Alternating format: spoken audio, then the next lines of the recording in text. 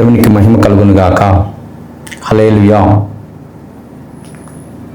అందరికీ వందనాలు. దేవుని వాక్యము వింటున్న సహోదరి సహోదరులకి, మా ఆత్మీయ బిడ్డలకి, క్రైస్తవ సమాజానికి, మన దేశ ప్రజలందరికీ ప్రభువు పేరట అందరికీ వందనాలు. ఈరోజు కేఏపీ నీతి క్షేత్రం తర్వాత కేఏపీ నీతి క్షేత్రం పరిచర్య ద్వారా మరొక వాక్యము విందాం. దేవుని మాట సియోన్ గాస్పల్ సెంటర్ నుంచి ప్రభు వాక్యము ప్రకటిస్తుండగా, వీక్షకులందరూ చూస్తుండగా దేవుని పిల్లలందరూ గొప్ప ఆశీర్వాదాలతో నింపబడాలని ప్రేమతో మిమ్మల్ని అందరినీ దీవిస్తున్నాను. ప్రభు మిమ్మల్ని దీవించునుగాక. ఆమేన్. ప్రార్థన చేసుకుని దేవుని వాక్యం చూద్దాం. పరిశుద్ధరానికే వందనాలు, స్తోత్రాలు తండ్రి. మహోన్నతులైన దేవుడా, నీ పాదాలు పట్టుకొని నీ సన్నిధిలో ఈరోజు ప్రభా మరొకసారి అందరితో మాతో మాట్లాడుతున్నది నీకు వందనాలయ్యా. నీ దాసుల ద్వారా ఏ వాక్యాన్ని సిద్ధపరిచావో ఆ వాక్యాన్ని మాతో కూడి వచ్చిన ప్రజలతో, టీవీ ముందు ఆయా ఛానల్లో, యూట్యూబ్లో చూస్తున్న ప్రతి ఒక్కరిని మీరు దర్శించండి, మీరు మాట్లాడండి అయ్యా. నూతనమైన ప్రజలు, నూతనమైన ఆత్మల రక్షణ కొరకు ప్రయాసపడుతుండగా గొప్ప కార్యం జరిగించండి అయ్యా. ఆల్రెడీ ఎరిగిన బిడ్డలు బలపరచబడి ఆత్మీయతతో వర్ధిల్లడానికి సహాయం చేసి మాతో మీరు మాట్లాడండి. కూడి వచ్చిన ప్రజలతో మాట్లాడండి అయ్యా. ఈ వాక్యం వింటున్న ప్రతి ఒక్కరితో మీరు మాట్లాడి మీ నామానికి మహిమ తెచ్చుకోమని యేసయ్య నామంలో ప్రార్థిస్తున్నాము తండ్రి. ఆమేన్. బైబిల్ గ్రంథంలో నుంచి విందాం. 19వ అధ్యాయం 1వ రాజులు దైవజనుడైన భక్తుడైన ఏలియా గురించి, అక్కడ ఏలియా పరిచర్యలో కొన్ని కార్యాలు మనం చాలాసార్లు విన్నాం. మరొక విషయము ఈరోజు కొత్తగా ప్రభు మనతో మాట్లాడునుగాక. దయచేసి అందరూ దేవుని వాక్యాన్ని శ్రద్ధగా విందాం. ఎవరు అనాలోచన ఉండగా ప్రభు మాట విందాం. ప్రభు మాట నీ హృదయాన్ని, నీ మనసుని పరిశుద్ధ పవిత్ర పరిశుద్ధి, ఆ వాక్యం నిన్ను బలపరిశుద్ధి. వినటకు చెవులు గలవాడు వినుగాకని ప్రభు అంటున్నాడు. మనందరం కూడా కొద్ది నిమిషాలు లోక సంబంధమైన అనేకమైన వింటున్నాం, అనేకమైనవని చూస్తున్నాం, అనేకమైన వాటి కాడ సమయం గడుపుతున్నాం.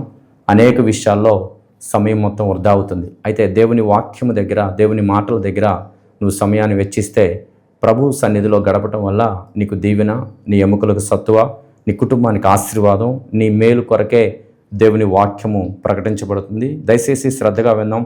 బైబిల్ ఉన్నందులో బైబిల్ తెలిసి 1వ రాజుల గ్రంథము 19వ అధ్యాయము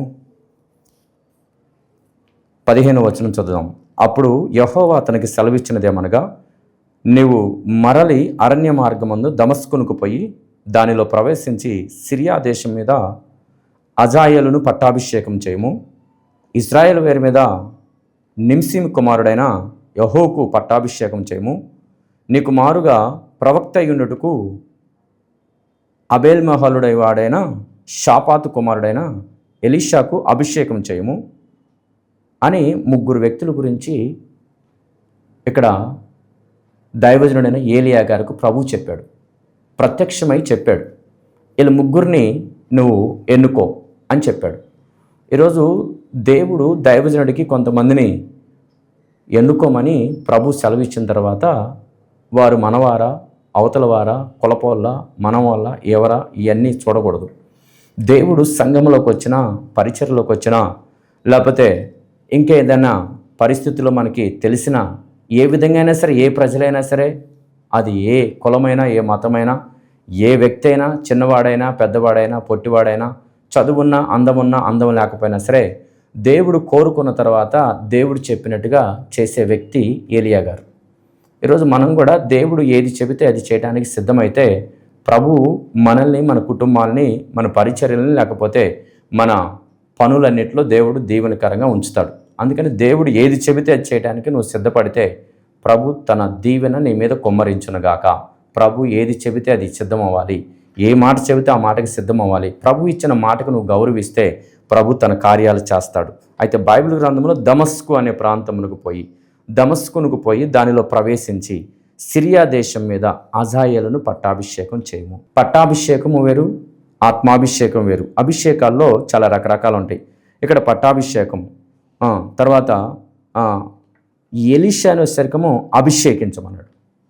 పట్టాభిషేకం అంటే దేశానికి పరిపాలన చేయడానికి రాజులుగా, ముఖ్యమంత్రులుగా, ప్రధానమంత్రులుగా చేసేదాన్ని పట్టాభిషేకం అంటారు. ఇప్పుడు అజాయేలు ఒక దేశానికి, ఏ దేశానికి? సిరియా దేశం మీద పట్టాభిషేకం చేయమని చెప్పాడు. దైవజనుడే రాజుల్ని అభిషేకించి, ఇదిగో ఈ దేశానికి నువ్వు రాజు అవ్వబోతున్నావని దేవుడు చెప్పాడు అనగానే ఆ మాట ప్రకారంగా దేవుడు అద్భుత రీతిగా ఆయన రాజు చేశాడు. తర్వాత నిమ్సీ కుమారుడైన ఇశ్రాయేల్ దేశం మీద, ఇశ్రాయేల్ వేరు మీద నిమ్సీ కుమారుడైన యెహూకు పట్టాభిషేకం చేయము. ఇది వాస్తవానికి అహాబు పరిపాలిస్తున్న ప్రాంతంలో అహాబు దేవునికి అంతగా ఇష్టంగా నడవలేకపోయాడు. యెజబేలు, తన భార్య యెజబేలును చేసుకున్నాడు. దీనివల్ల వాళ్ళిద్దరూ యెజబేలుతో వివాహమైన తర్వాత అహాబు జీవితంలో ఆత్మీయ స్థితి దిగసారిపోయి దేవునికి విరోధమైన పనులు అనేకమైనవి చేసి ఎంత ఘోరాతి ఘోరమైన పనులు చేశారంటే ఆఖరికి ఒక సామాన్యమైన రైతు కుటుంబంలో, లేకపోతే ఒక సామాన్యమైన వ్యవసాయం చేసుకునే ఒక ఆయన ఒక ఆకుకూరల పొలం అమ్మలేదని, ఒక ఆకుకూరల పొలం కలిగిన వ్యక్తి ఆ పొలము తన ఇంటికి దగ్గరలో ఉందని ఆ పొలం అమ్మమంటే, తను నా పిత్రార్జితం కలిగిన పొలం ఇది, నా పిత్రార్జితం కలిగిన ఆస్తి ఇది, దీన్ని నేను ఎవరికి అమ్మను, నేను దాంతో పోషించబడితే నా కూలి చేసుకొని నాలు చేసుకుని ఆ పొలం పండించుకొని ఆ కుటుంబాన్ని పోషించుకుంటాను రాజా, దయతో నేను ఈ పొలం అమ్మలేను అని రాజుగారికి చెప్తే, అహాబు రాజయ్య ఉండి ప్రజలకి మేలు చేయాల్సింది, ప్రజలకి అందుబాటులో ఉండాల్సింది, ప్రజలకి ఉపయోగకరంగా ఉండాల్సింది, ప్రజలు చెప్పింది అర్థం చేసుకోవాల్సింది పోయి పొలం అమ్మనందుకు మూతి ముడుచుకొని ఇంట్లో పడుకుంటే తన భార్య యెజబేలు వచ్చేసి, ఎందుకు అలా పడుకున్నామంటే నాకు ఆ పొలం అమ్మలేదని చెప్తే వెంటనే ఆమె కొంతమంది మనుషులను పంపించి, కొంతమంది రౌడీ లాంటి వాళ్ళని పంపించి, గొండాలను పంపించేసి బెదిరించి, అదిరించి, కుతిక మీద కాలు పెట్టి, లేకపోతే ఇంకేదన్నా బెదిరించి సంతకాలు పెట్టేసి సంపి గందరగోళంగా చేసింది.